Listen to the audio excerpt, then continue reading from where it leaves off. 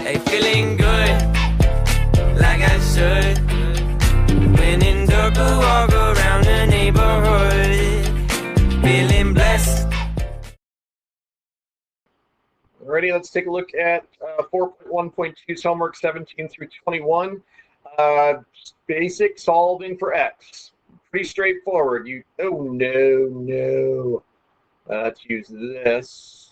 There we go. 7 minus 3x equals negative x plus 1. So we do not have to use distributive property. We do not need to combine like terms. We can get straight to adding or removing balanced sets. So I'm going to look at the coefficients of my x terms to decide which side to collect my x's on. If I choose to add 1x to each side, this will end up giving me negative 2x's on the left-hand side.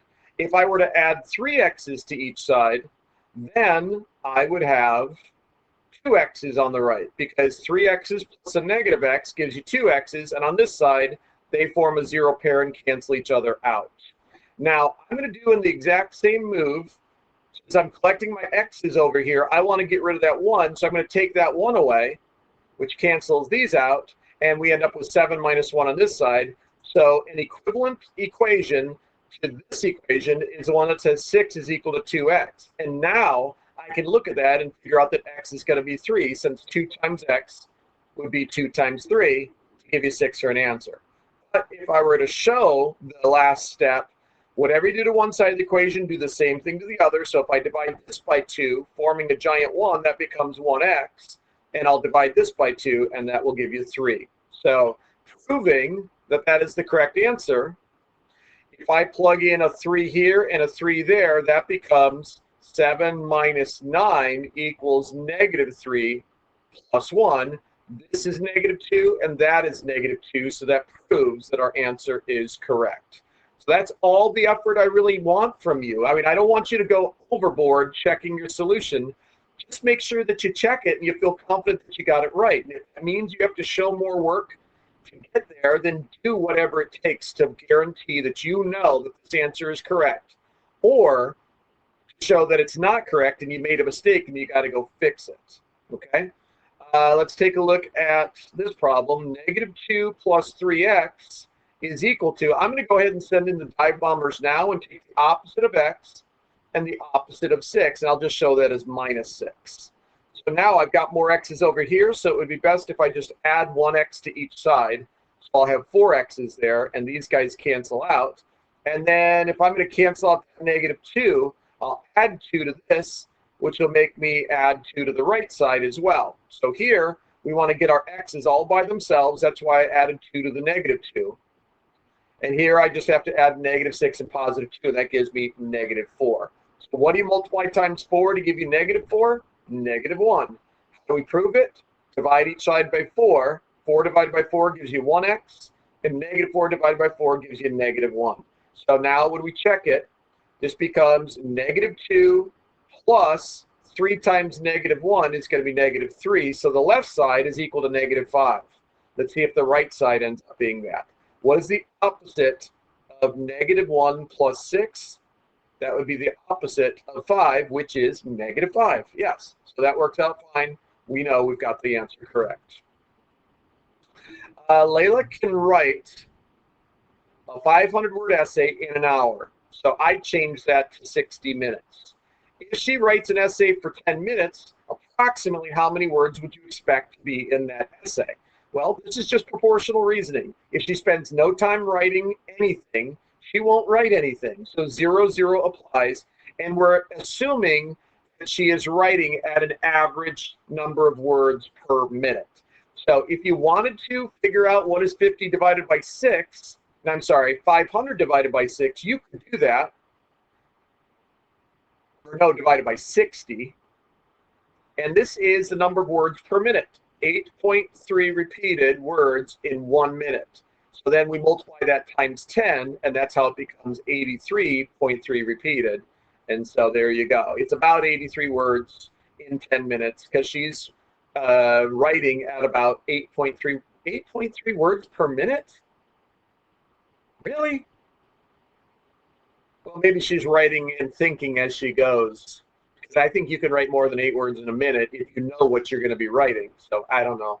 I'm not quite sure what the context of this is, but we'll move on. But that would be, according to this data, that is correct. All right, copy and complete the table. We're playing the silent board game, right? So this is an important piece of data. This is an important piece of data.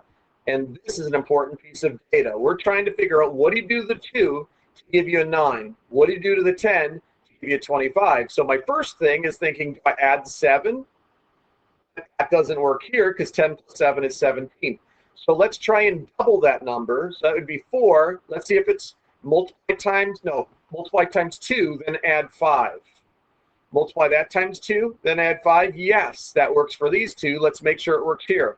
Double that and add 5, and you get 17. That is the rule. We're going to double our value for x and then add 5. And so once I know that, I can figure out all these, if I know what x is, by doubling the number and adding 5. And here, for 15 being my output, I'm just going to solve this one, saying 15 would be equal to 2 times x plus 5. So I will take away 5 from each side. That gives me 10. So what do I multiply times 2 to give me 10 for an answer? It has to be 5, right? And that's why the answer there is 5. So once you know what the rule is, you can figure out the ridiculous numbers. You don't have to create a table. You don't have to guess. That's the power in creating the rule, is you can now figure out any value for y for any given value of x, or any value for x for any given value of y. All right. When Susan's brother went to college, she and her 2 sisters evenly divided his belongings, which I'm sure he appreciated. Among his possessions were 3 posters, 216 books, and 24 CDs. So how were these evenly divided? All right, this is a great lesson, or a great problem to illustrate what we do when we're dividing algebraic expressions. So I'm going to say, call this 3p instead of posters. So that makes it a variable expression, right? 216b instead of books, and 24c instead of CDs. And when we do the division, which one of these gets divided by the 3? All of them get divided by 3. So they split up all 3 posters, they split up all 216 books, and they split up all 24 CDs. This is a great lesson. When you're doing division, this is like distributive property. You know, if you were multiplying 3 times this expression, how you would send in the dive bombers, well, that's what happens here. You have to divide all of these by 3, and so that's our answer. Each person will get 1 poster, 72 books, and 8 CDs. And if we were to factor the 3 out there, this would be the factored form. This would be how much each person would get. So if you set in the dive bombers, you'd be back to the total number of posters, the total number of books, the total number of CDs that their brother had before they stole all of his loot. Moving on. All right. Elso's mom wants to put a floating blanket over the family's circular wading pool to keep the heat in and the leaves out. The pool has a diameter of 10 feet. All right. So D equals 10. How many square feet of blanket will the mother need? All right, that's an area question, square feet. We need to know how to find the area of a circle. The area of a circle is pi r squared. So for that, we need to know what the radius is. So the radius is going to be 5. So the area of this pool, the surface of the pool, is going to be whatever pi is, times the radius squared, and the radius squared would be 25. So I'm going to figure out what 25 pi is. And once I know what that is, that's going to be my answer. So take out our handy calculator with the pi button and say 25 times pi, 78.5398, blah, blah, blah. I rounded it to 78.5. If you do not have that scientific calculator, pi is rounded off to 3.14. So we would take 25 times 3.14, and let's see how close we got. Oh, that's exactly. Okay. So If you rounded off pi to 3.14 before multiplying it times 25, it wasn't about 78.5. It would have been exactly 78.5. However, we're using the pi button, the actual value of pi. Actually, pi rounded off to, what would that be, like maybe the 20th decimal point. And so it rounds to 78.5.